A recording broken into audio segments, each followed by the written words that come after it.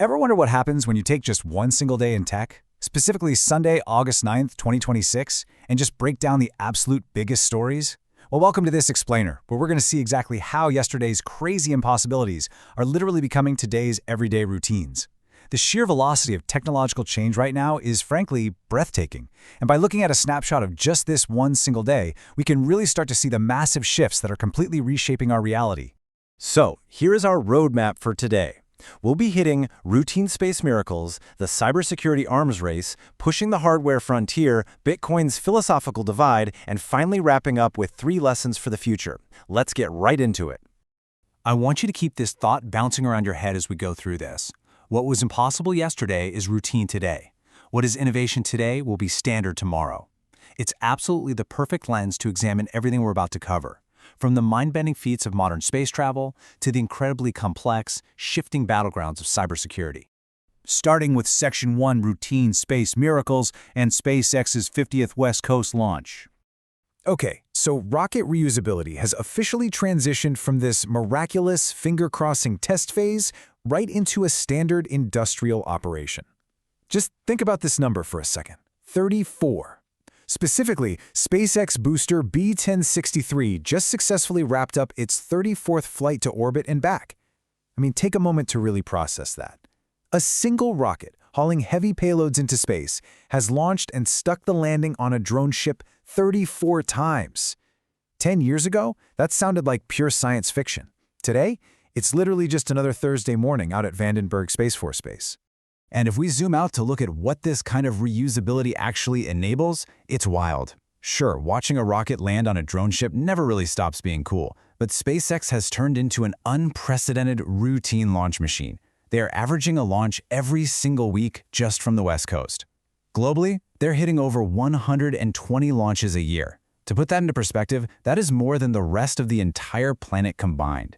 And this relentless machine-like cadence is exactly how they maintain a network of over 6,000 active Starlink satellites, pumping high-speed internet to over 4 million users all over the globe.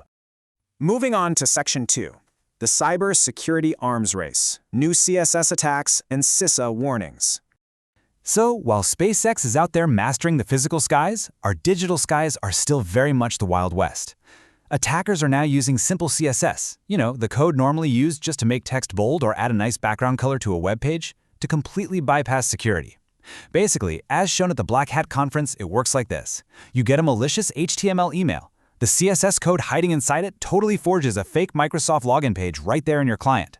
You think, oh, my session expired. You type in your password, and boom, it is sent directly to the attacker. And the crazy part? These attacks have been successfully tested against Gmail, Outlook, ProtonMail, you name it. And adding to that urgency, we've got a seriously critical situation going on with the Progress Camp Loadmaster. If you don't know, that's an appliance large networks use to balance server traffic. CISA, the U.S. Cybersecurity and Infrastructure Security Agency, just dropped a strict mandate forcing federal agencies to patch a command injection flaw by August 28th. Why the super tight deadline?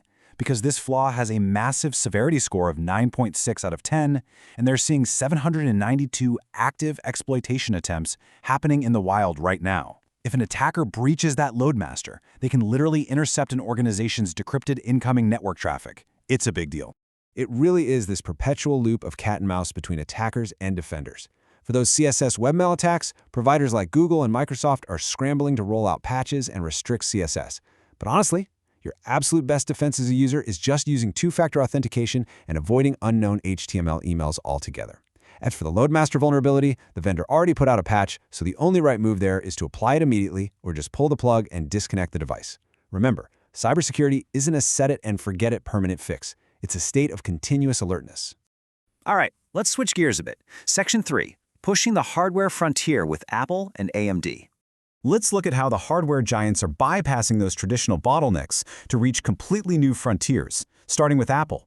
Leaks coming out of the Chinese supply chain show Apple is finally jumping into the foldable market with the iPhone Ultra, and it's coming in classic silver and this bold dark blue. Now, look, Apple might be fashionably late to the foldable party, but this is a highly calculated strategy. At an estimated price tag of $2,499. Yeah, start saving your pennies. This isn't meant to replace your everyday iPhone. It's a luxury, niche device. A total statement piece targeting those early adopters who are willing to pay top dollar just to say, Hey, I was the first to have a foldable iPhone. Now, while Apple is pushing the boundaries of consumer luxury, AMD is out here completely tearing up the rulebook for processing infrastructure.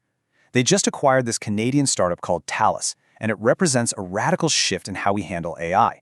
See, the traditional approach involves constantly and pretty inefficiently shuffling data back and forth between a processor and memory. But Talus? They are embedding the AI model weights directly into the silicon structure itself. By hard-coding the AI right into the chip, access is instant. It saves a massive amount of time and energy. Make no mistake, this is a bold, direct attack on NVIDIA's absolute dominance in the AI inference market. Which brings us to Section 4, Bitcoin's philosophical divide and the BIP 110 fork. Moving from physical silicon over to decentralized ledgers, we see that tech isn't just about ones and zeros, right? It's incredibly influenced by human philosophy and how communities choose to govern themselves. And that brings us to the Bitcoin split that just happened at block 961,632. This entire fork centers around a really heated debate over a proposal called BIP 110. The core question is basically this. Should the blockchain enforce strict rules to restrict non-financial data, like blocking NFTs and images to keep transaction fees super low for everyday users, or should the network stay completely free and open for anyone to store anything they want, even if it totally clogs up the system? Well, the reality of decentralized governance brilliantly shows us exactly why this BIP 110 fork, which is driven by a mining pool called the Roughnecks, is highly likely to fail. The BIP 110 chain simply does not have community consensus. It captured a tiny, barely there 2.6% of the network's required mining power, while the main chain is just running away with 97.4% support. In the decentralized world, if you launch a fork without massive economic and community backing, you practically have zero chance of surviving against a main chain that's backed by a record mining difficulty of over 127 trillion. It's just math at that point.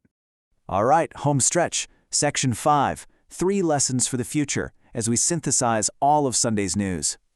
So, we've covered a lot today. Rockets, hackers, foldable luxury phones, hard-coded AI chips, and blockchain forks. Tying all these crazy diverse threads together, the overarching lesson here is that technology absolutely demands our constant adaptation. First off, incredible feats like rocket reuse, they aren't tests anymore, they are the industrial standard. Second, the cybersecurity arms race proves once again that there are zero permanent solutions in tech, only continuous, exhausting improvement. And finally, the biggest hurdles in technology aren't always about the code itself, but the actual philosophy of how we choose to use and govern it. Now, before we completely wrap up, I want to leave you with some practical, everyday steps you need to take right now to protect yourself against the threats we talked about. Please, for sure, avoid opening HTML emails from unknown senders. Just don't do it. Never click links in emails to log into your accounts. Take the extra second to type the website URL directly into your browser. Keep your two-factor authentication enabled everywhere. And if you happen to work in IT, go immediately patch any Progress Camp Loadmaster appliances sitting on your network. Seriously, do it today.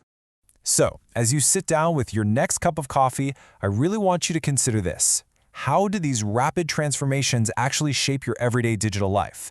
Because as we've seen from just one single day of tech news in August 2026, this rapid, constant evolution isn't just a set of tools we pick up and put down anymore. It is the very fabric of our lives. Thanks so much for joining me on this explainer, and hey, stay curious.